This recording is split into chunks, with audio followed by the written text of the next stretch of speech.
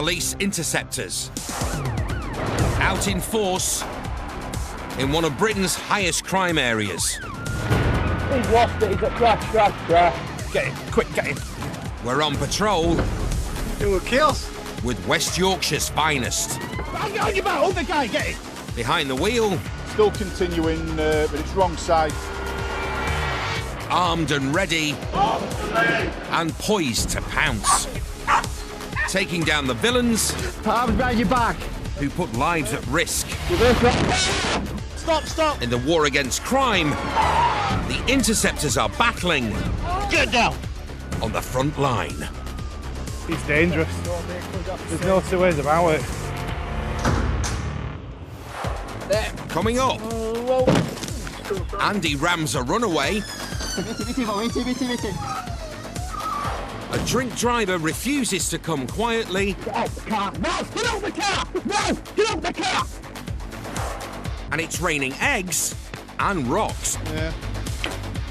Oh. See, now we're getting a bit naughty.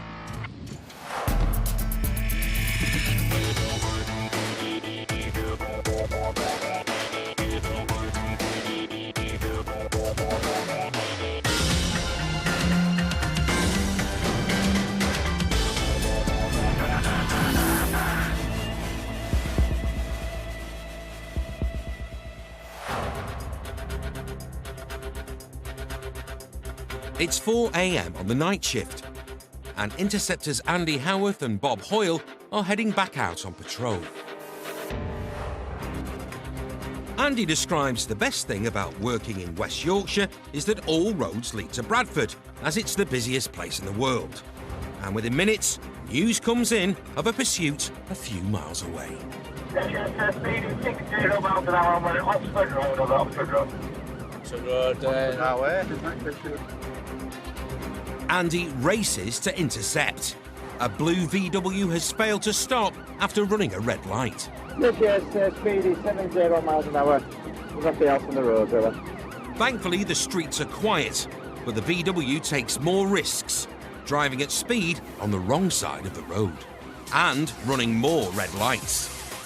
Yeah, 5 Forest an hour, a right, onto Leeds Road, still 60 miles an hour. Now the suspects throw something out of the car. It looks like a set of mole grips, commonly used in burglaries. But are they trying to discard evidence or trying to damage the police car?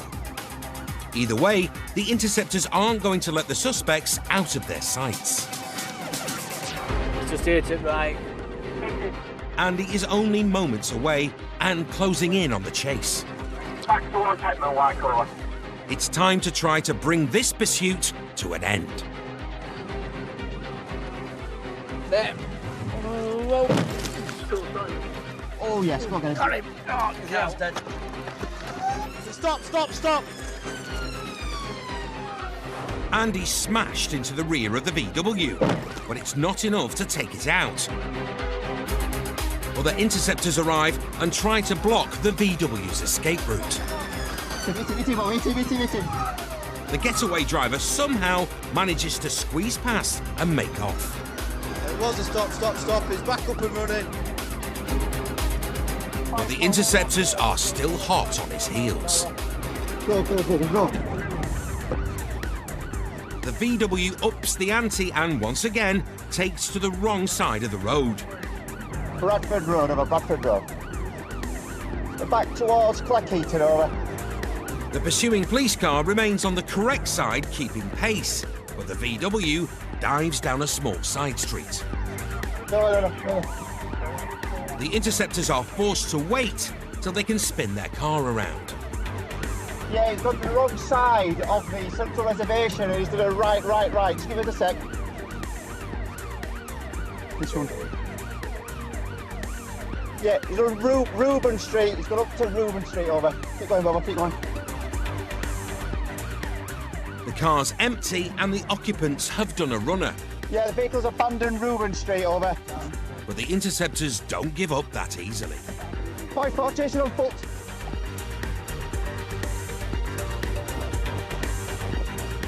The suspect has had a head start, but this officer has a nose for sniffing out wrong-uns. And he spots someone lurking in the bushes. I'll tase you on the floor now, face down. With 50,000 volts aimed directly at him, the suspect knows the game's up, and it's the collar they wanted. 5-4, I've got the driver. Right, arms behind your back. Other interceptors arrive to assist with the arrest. Right, have you got anything on you that you shouldn't have? No. Have you got anything sharp, anything that's going to hurt you or anything that's going to hurt us? Right, I'm going to put handcuffs on you. 5-4. All right. I'm still waiting, so sorry, I'll come back into this channel. Right, mate, you're under arrest on suspicion of dangerous driving at this moment in time. The suspect claims ignorance, but this interceptor never forgets a face. With the suspect driver in cuffs and the passenger also locked up, back at the crash scene, Andy reflects on the morning's events. Yeah, it were coming towards us, and we were so close, it were going to make him go and do something silly. So I just put my vehicle in position where we could try and slow him down. We've had it coming together. Tactical contact, it's called, for stopping them. Didn't quite work as we'd have hoped because it had stopped him first time, but we managed to slow the vehicle, so that reduces the risk to everybody then. But I ain't caught him up front, I've caught him up side. Right. And that's why we're damaged. Well, it ain't gone far because it's abandoned over there, isn't it? So disabled it to a certain degree. Back with the abandoned car, it becomes clear why the suspects were so keen to avoid capture.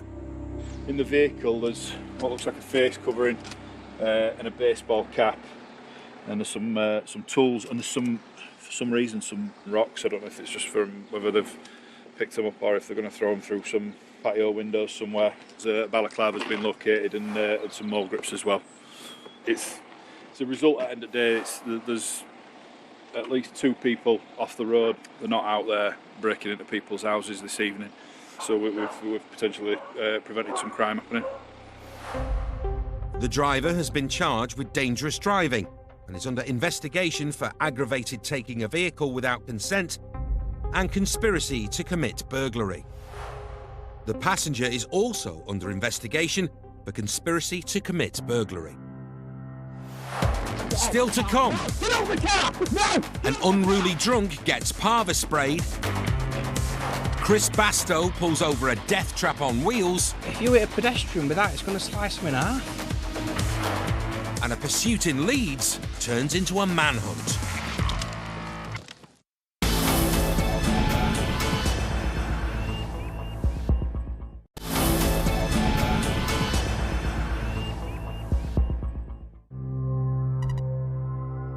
It's the late shift, and interceptor Steve Oliver and rookie Aaron Stoney are on the lookout for dodgy drivers. Steve's been on the force since the year 2000. Being a family liaison officer and road death investigator, has no time for one particular type of driver. People who drive under the influence, drink, drugs, they are just the most selfish people you'll find. They drive on the road and put everybody else at danger, not just themselves. And it is a complete disregard for the law and disregard for anybody else's safety, as well as their own. And there's absolutely no excuse for it in my eyes. A man in a van driving aggressively and tailgating has aroused Steve's suspicion. He decides to pull the driver over. Aaron exits and invites the suspect for a chat. Not bad, mate. How are you? Too bad. Why do you think I've stopped you then, mate? I don't know, really. Have you had a drink tonight? Yeah, I've had a pint, yeah. Right. The man says he's only had a pint, but it's time to put that claim to the test. What I'm going to do now is just breathalyse you, because I can smell intoxicants on your breath. Fresh tube. Pop that in the top there. Deep breath from you, mate. Form a seal around that end of the tube and blow steadily until I tell you to stop. Keep going, keep going, keep going, keep going, keep going, keep going. There we go. Thank you. OK, you've provided a positive roadside breath sample, sir. Legal limit's 35. You've provided a sample of 92 at the roadside. So you're currently under arrest on suspicion of drink driving. The man is almost 3 times over the drink driving limit and now facing a ban. I'm going to go and tell his passengers to walk home, or if one of them can drive it, check them out for a licence and insurance. While Aaron breaks the news to the van's passengers, the suspect takes a sudden dislike to our cameraman. Not getting in here, is he? Yeah, we sat next to you. Well, why is he going to be sat next to me? Because he's in my car, he's coming out with me. Well, I don't want him next to me. After initially appearing calm, the alcohol is beginning to do the talking. Do me a favour, don't have him sat next to me, yeah? Where else is he going to sit, mate? And now he's making threats. Well, My mate can... Let him sit there, right, and see what happens then. Stick your hand slip front for me, please, sir. I don't want to sit me on the front. Stick your hand slip front for me, sir. No, The man now refuses to be cuffed, and his bravado soon turns ugly. No, don't stop. Here. Oh my God, yeah, really? Get out the car! No, get out the car! No, get out the car! X-ray Romeo 3-1. We've got other units in the area, please. Kingsley Road near M Lane. Why are you making this difficult for? Why are you making this difficult? See what I mean? Get out the car. See what I mean? Get out the car. So we're at what? I told you to get out the car, you're not getting out. Get out the car. Get out the car now. Get out the car. No. They give him one last chance to put the cuffs on. Hand slip front, please, Use sir. your hands to front there, done, innit? Nah. But he's not budging and becoming increasingly belligerent. The Interceptors need to take back control before the situation escalates further. So Steve pulls out his Parva spray.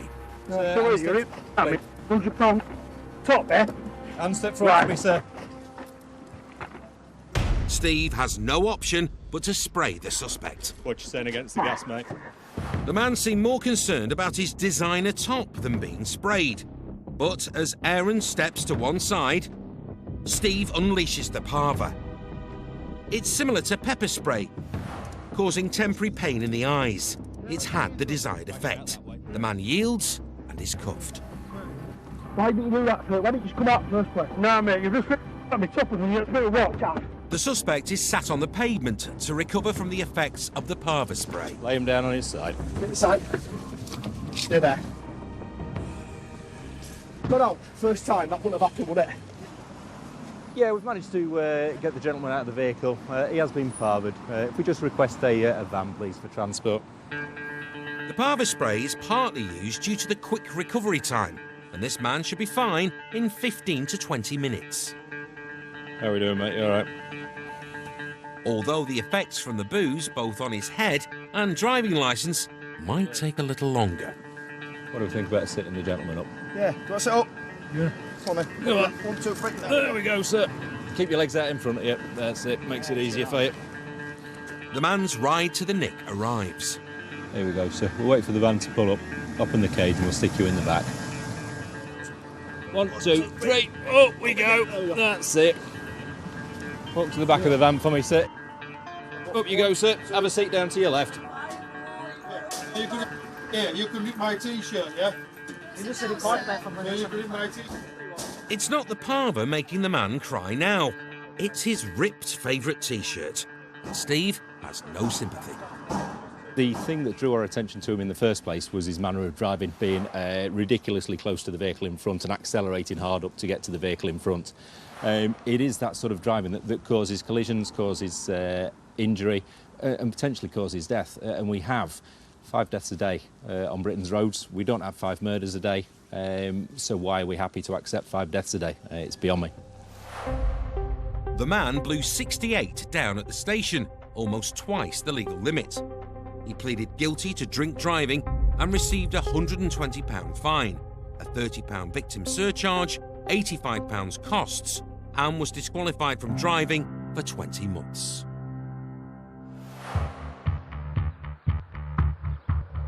Part of the Interceptors' job is passing on their knowledge to new recruits, and learning the ropes is Dan I'm looking to get into traffic and therefore I've come on a 4-day attachment.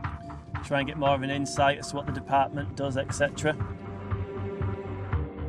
Dan's guide to policing the streets is Chris Bastow.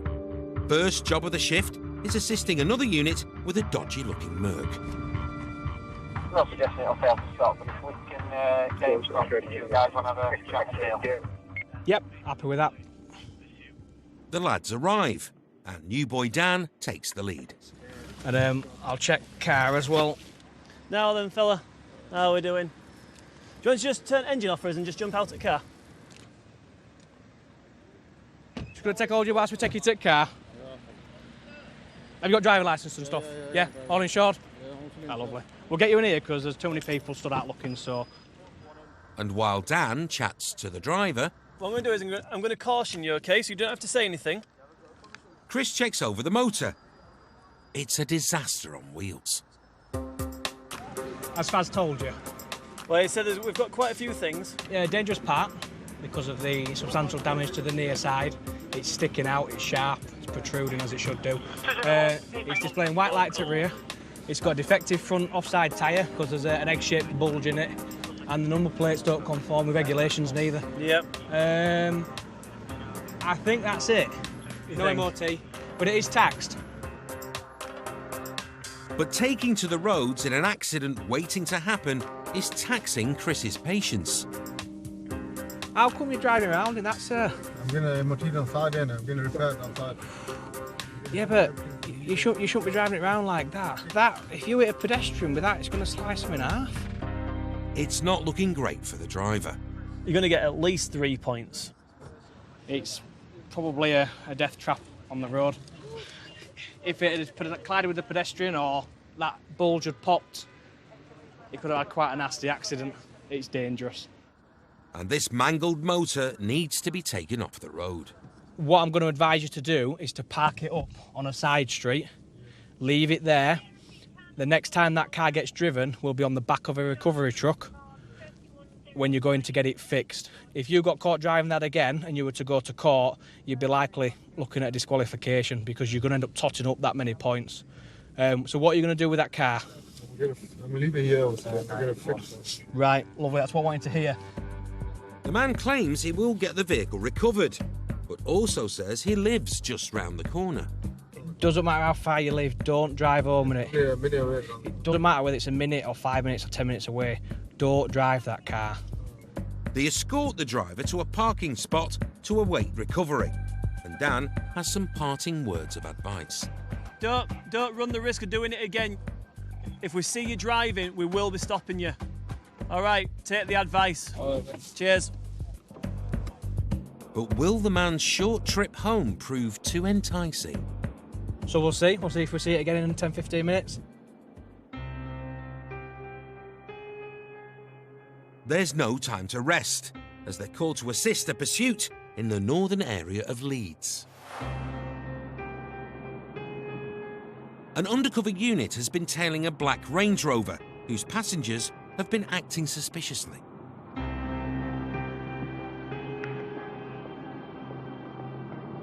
It looks like the driver has clocked the unmarked cop car and boots it.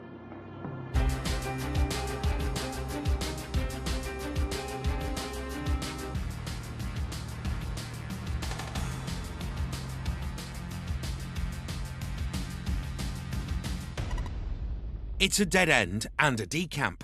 The driver legs it, while the passenger gives himself up. It's now a manhunt for the driver. Chris and Dan arrive on scene.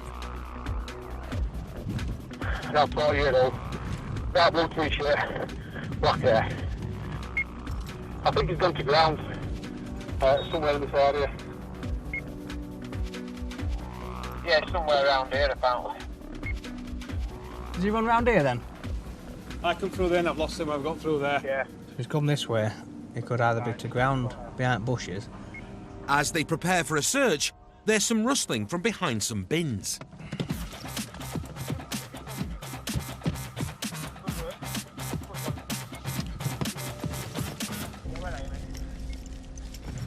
It's the driver. Unfortunately for him, he's chosen a rubbish hiding place. And now he's in cuffs.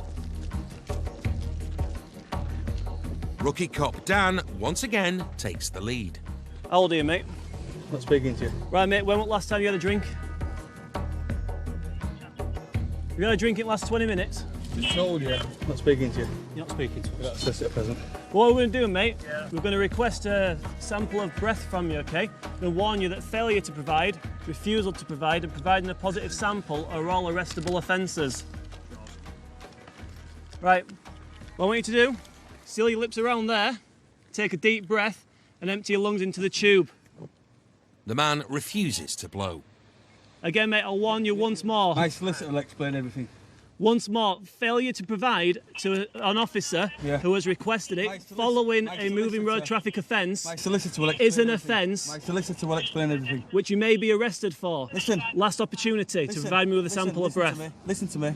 My solicitor will speak to you, right? Your solicitor cannot provide me with a sample of breath, though. My solicitor will speak to you. Dan, right? I'd take that as a fail to provide. Yeah. Speak to my solicitor. You've been polite, you've asked him several times. Take the test then. No, it's not. It's been a tricky encounter, but Dan has handled it well. And now the uncooperative suspect starts on the verbals. Take me to the police. It's not a game, pal. Ethan, do you think I'd up? No. What? It's not a game. Yeah? What do you think I'm a green on? What's that? Is that what you think? You're going to intimidate me? That's what you think? I'm not trying. Am I? Does it look like you're trying to intimidate you? You both stood over me, looming like you're going to intimidate me. Do you think you're going to intimidate me? You've been doing this since I was 10 years old, mate. Okay, so you're refusing then? Okay. No, it's easy enough, he's refused, so... Yeah. The driver's defiance means he's arrested and will be tested back at the station. Good result, all in all. Refused to provide breath sample, and I think they've locked him up for suspicion of theft of motor vehicle as well. So I'll go to custody now, see if he'll provide back there, and if not, we're done for failing to provide. But it's a good result, one in custody. With the driver off to the nick, Chris and Dan decide to check on the man with the mangled Merc. What are the chances, do you think, that he'll just drive out in front of us, isn't it? And lo and behold... He's driving off in it. You are kidding me. Oh, that is absolutely ridiculous. Oh, no. What a... Plonker? Come and join us again, mate. Seconds out, round two. Right. So, here we are again. You do not have to say anything, but it may harm your defence if you do not mention when questioned. Something which you may later learn in court, and anything you do say may be given in evidence. What was the advice, or what did we tell you? Take it home and leave it parked there, that's what I want to do. You just want to take it home and leave it parked there. And what did we say was the consequences of you doing that? What if you thinking me, what's it called? Tailgate me and to take me home. Well, why would we do that? Because then we're potentially then aiding you in committing offences. It's not the ticket home the suspect was hoping for. I might do a ticket for no MOT. I know he's already got one, but he's taking mick by driving that away, despite us telling him he shouldn't be. And if I don't give him anything for MOT, he's just going to continue into. What a minute away. That's why I take it home for that. Well, what did I say when you said you live a minute away? Can I take it home? What did I say? I said no, you can't, because you'll commit further offences. The suspect's excuse of only living a minute away is as dodgy as his car, and Chris is close to losing his rag. What don't you understand about not driving that car? I don't understand what you don't understand. I don't care how far you live. I've told you, you cannot drive that vehicle in that condition. It's dangerous. That will kill somebody. I'm not angry, I'm frustrated that you have chosen to drive that vehicle knowing you could cause those injuries to somebody. And that's why my face isn't very happy. The driver received 6 points on his licence, a £100 fine, a victim surcharge of £30 and costs of £85. The runner from the Range Rover had a change of heart down the station and blew under the drink driving limit. The car turned out to be a hire car in the name of the driver. No further action was taken against him or his passenger. Still to come. Currently failing to stop for me on St Stephen's Road. Spenner pursues a suspect on 4 wheels. And then on 2. and a boy racer stages a sit-in protest on his bonnet. If you don't get off the car, physical force will be used.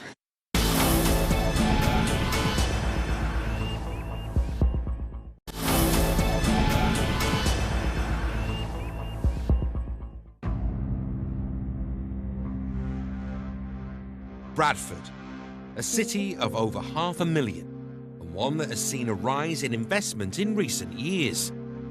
But this metropolitan melting pot still keeps the Interceptors on their toes.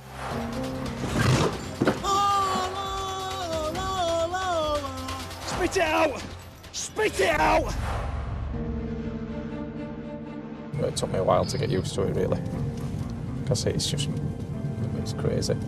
I joined traffic in 2009. I came from working in Huddersfield town centre to working here, and this is on a totally different planet. Whatever, if you think you've seen it all, come here and I guarantee you won't.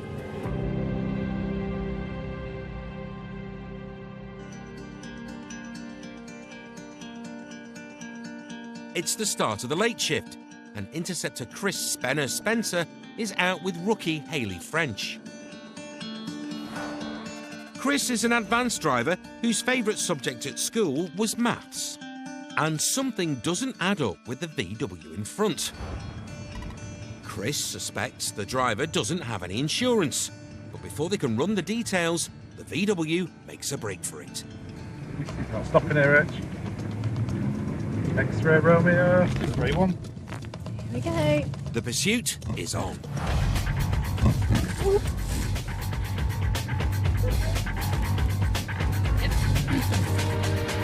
X-ray Romeo 3-1.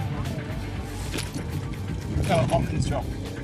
I'm not on that. It's the middle of the school holidays, with children out playing. But the VW is tearing it through the streets, dragging it straight over a busy junction. Currently failing to stop for me on St Stephen's Road. Traffic is light, it's safe to continue. Can I request TPAC, please? I am TPAC trading a suitable vehicle. TPAC stands for Tactical Pursuit and Containment, and Chris needs more units to help bring this pursuit to an end. So we are a right onto Titchbourne Road, 30, and it is safe to continue. The VW is flooring it over speed bumps, but try as he might, he's unable to shake off advanced driver Chris. Going left onto New Cross Street, and immediate right on Stunning. You have to do this. It's right onto Evans Terrace. Continuing. The suspect clearly doesn't care for other road users or pedestrians and heads straight across a pavement. Yeah, you right? Yeah, good. I'll be alright. Romeo 3-1, we are now onto Parkside Road. Speed is 50 miles an hour. Traffic is light, it is still safe to continue.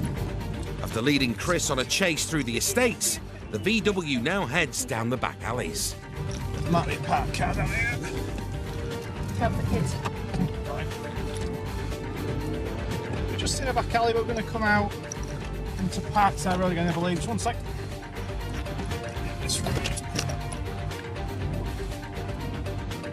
Yeah, we're now onto Woodroy Terrace. Unable to shake Chris, the suspect decides to try a different means of escape. Stop! Stop! While Hayley chases on foot, Give me a bike. Come on, guys.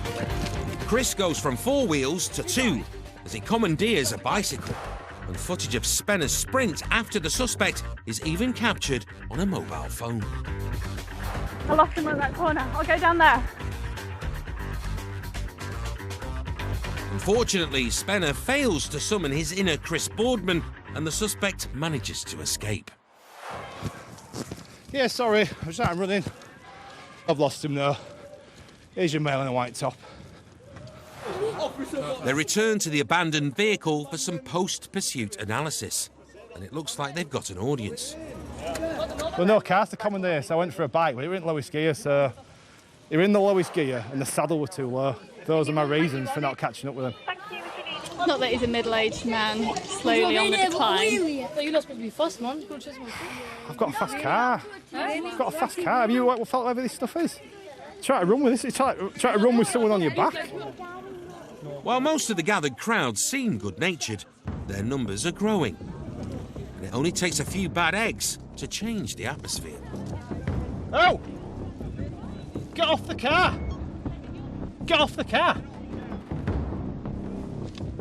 People shouldn't mistake my niceness for weakness here.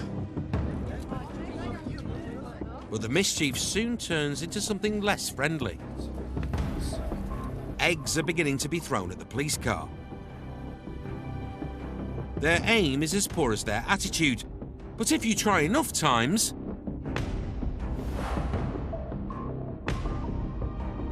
these sorts of situations can quickly escalate. And eggs are followed by rocks.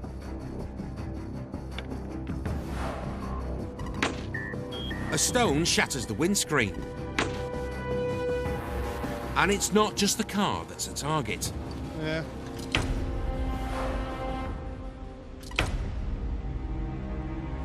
Oh, see, now we're getting a bit naughty.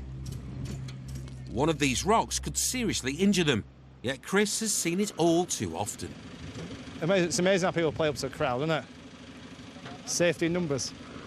And before the situation turns any worse, it's time for Hayley and Chris to move out. If we're going to get the window smashed, it's going to be now as well. People thinking, oh, we're going to get one up over at cops. Ha ha. It's happening more and more because people have just got such disdain for us. In some areas, anyway. And I suppose it's that mob mentality when one person starts doing it and starts egging everyone else on, it gets worse quickly. At least nothing's been smashed. I've had it before. I've had bricks thrown at car, so eggs here. I'm gonna have to bloody spend 5 minutes. Oh, they have smashed my window. So the car is now off the road. The driver is still outstanding, but the car was recovered by the owner, who claims it was stolen in a burglary. The investigation continues.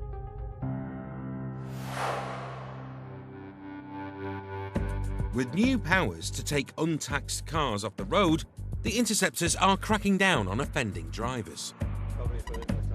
Sophie Hawkswell and Chris Bastow have come to assist their colleagues, who've stopped two men in a blue Audi that's come up as having no tax or insurance. You're wishing you'd gone to McDonald's? Is it the road turn from McDonald's? Yeah, I've come in this one because I thought it was to lead it to McDonald's. And I've come here and I've noticed. But there's no McDonald's. It's close. Sergeant Sophie knows all about fast food. She used to work for a well-known burger chain before becoming a copper. Her partner, Chris, prefers a Chinese takeaway, and he's a self-confessed petrol head. What power did they come out in the factory? I would say because normally, after a few years, it starts losing quite a bit of power. The 200 brake standard, but it's mapped up. But the motor's tech spec isn't the issue. With regards to the tax, unfortunately, I've made inquiries and we are going to take the car. You're taking the car? We are. So we've got no alternative. The news isn't well received. Do you know what? Last time I gave a cop on my key, they lost it. So listen, get this on camera here. It's all on camera. Right, I'm passing this cop on my key now. So Take it for no tax run. Yeah.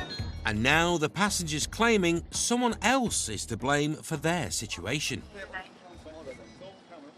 You know what it is, brother? You see Romanians, Kosovans driving round in motors, 6 of a man up there with no know what you do all about it. Well, I don't, because when I see it, I take car off them. And the driver makes an interesting confession. This is why I failed to stop at half at time. You know what? I wish I failed to stop then, because I know I got away from it. You know what I mean? But then you fail to stop and you're looking at this, you get done for dangerous driving, won't you? I get away, I smoke out. But he's not getting away with having no tax. I'm just going to give you the ticket now. And there's also the issue of no insurance.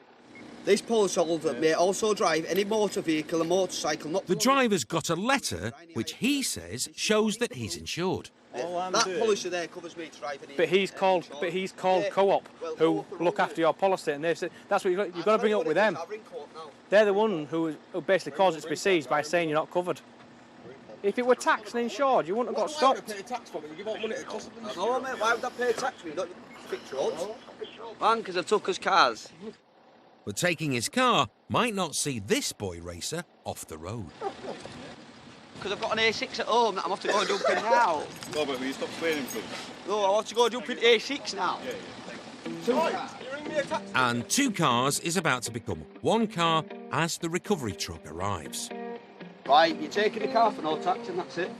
You're giving me a little release form and I go and pay the £100 tomorrow and the £160 I get the car back straight away. Simple as. Simple as, but Sophie has an even simpler idea. Surely it would have just been a lot easier to get it taxed and cheaper. And this delightful pair are back to blaming their favourite European scapegoats. Pay tax, no fixes roads, no, give it to all Kossovans and that.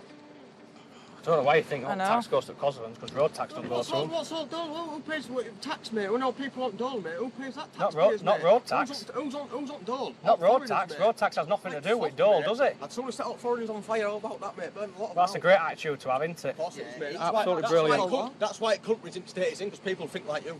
Yeah, of course Labour it is. people, mate. I'm not a racist, so that's why the country like it is. Well, that comment you just made is racist. No, it's...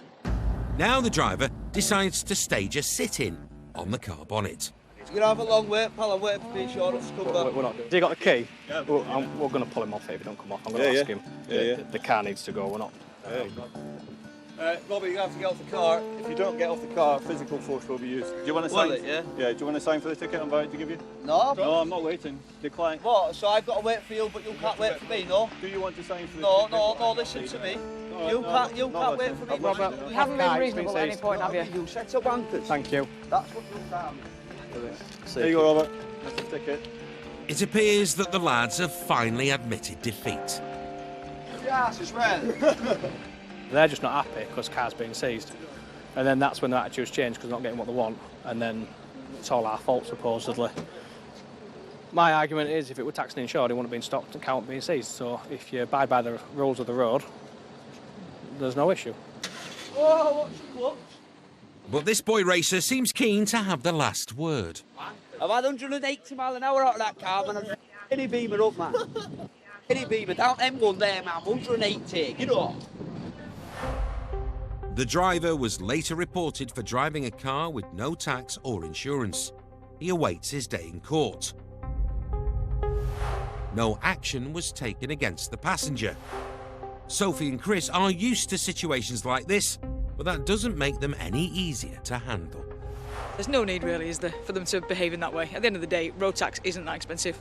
They don't want to pay road tax because that tax goes to pay for Kossovans, as they said. This is just absolutely ridiculous. They obviously don't even know what road tax goes to pay for. Doesn't matter who you are. If you're not tax insured, we will stop you and we will take your car off you. Still to come. What's your date of birth? A young lad tries to pass off as an older gent. 1966. 1966?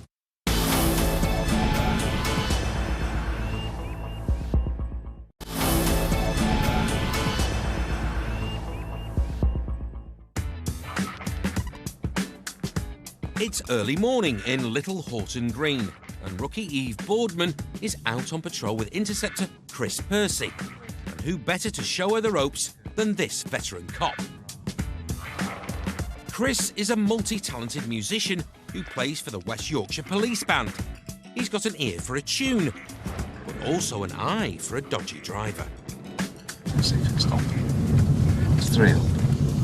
He spotted a VW he wants to give the once-over. 60. Hello, you alright? Not to worry about, we're just doing some stop checks with it being this time of night. You alright, just jump in the back? Yeah. The man is led to the police car for a routine chat. We won't be long, guys, alright? What's your name? Talent. Talent. Is this your car, Talent? Yeah. Like I said, it's not to worry about. Just we do stop checks at this time of night, that's all. Insured on it? Yeah. MOT tax? Yeah. Cool. So far, so good for Talent. But the questions are about to get tricky. What's your date of birth? Pardon? Date of birth? 1966. Birth year of 1966 means this baby-faced driver is apparently 52 years of age. What's your full birthday? Oh, sorry. It's all right. 6th of June, 1996. Do you mean 1966, sorry. 6th of June? 8th of June, sorry. 8th of June, 1966? I feel like I'm drunk now. As Talent ensures he gets breathalyzed later, Eve continues to probe for the truth. When's your birthday? 1966. How old are you? About 42. You look I 42. don't look young. No, Talent, you look like you might be lying. You're 42? Yeah. Have you got any ID on you? You look about 20. I didn't even bring no ID. I didn't got no ID. Who are you? Pardon? What are your real details? 8th of June 1966. Yeah. Right. So, what's your exact birth? How old are you? What's your age? My age? Yeah. 42. 42? Yeah. And you're born in 1966? Yeah, yeah. That doesn't add up though, does it? Yeah, it does. Talent by name, but not so talented at maths. Think about it. 1966 and you're 42, it doesn't add up, does it? How old are you really? Talent's story and sums might not add up, but experienced Chris has it all worked out. Your dad's policy and you're not insured, are you? Bingo. Does it sound about right? So you're not insured on it? Have you got a licence? Yeah, I've got a licence. Have you? Does your dad know you're driving it? Pardon? Does your dad know you're driving it? No. What will your dad do when he finds out? Probably gonna flip out. He's going to what? Freak out? Not only for nicking his car, but also for not knowing his birthday. So you don't know how old your dad is, do you? He was born in 1966. He will be 52. We're not stupid, Talent, you know. You really look 40 odd. Good try though. Having failed the maths exam, it's time for a new test. Have you had a drink at all tonight? I'll just check. We'll just eliminate alcohol out of your system. Just have a breath test from you. That's it. Keep going, keep going, keep going, keep going, keep going, keep going, keep going, keep going. That's it. That's that. You just want to pull that tube out, stick it in your pocket, spin in your mouth, and dispose of it somewhere or keep it as a souvenir. It's a better result for Talent this time. Yeah, that's good. Green light. At least you haven't been drinking. And Chris has a theory as to why Talent is out in his dad's motor.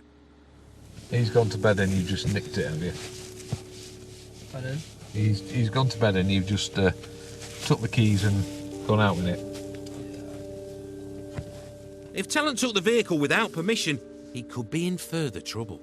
He could be arresting you for theft of motor vehicle at this moment in time because you're driving it without his consent. But Chris gives Talent and his family a break.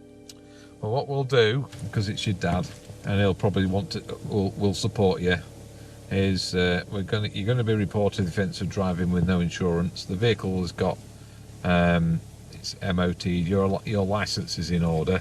It's just that you're driving this vehicle uninsured. So you're going to be reported for the offence of driving with no insurance.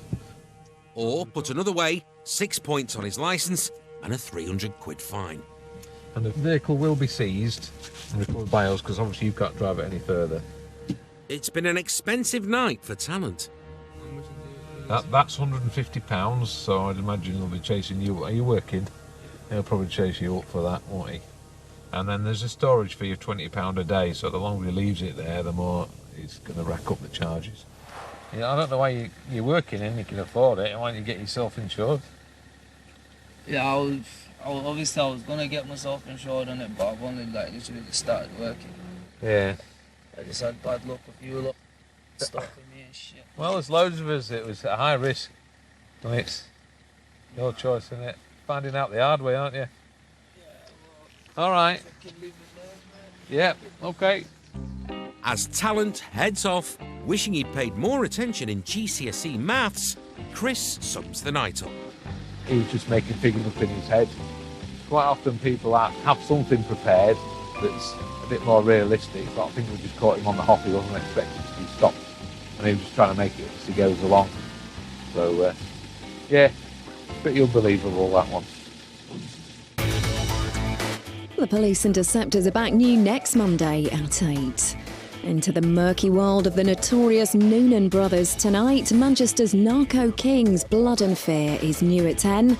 Right after a World War II bomb puts everyone on high alert in New Paddington Station 24/7. Coming up next.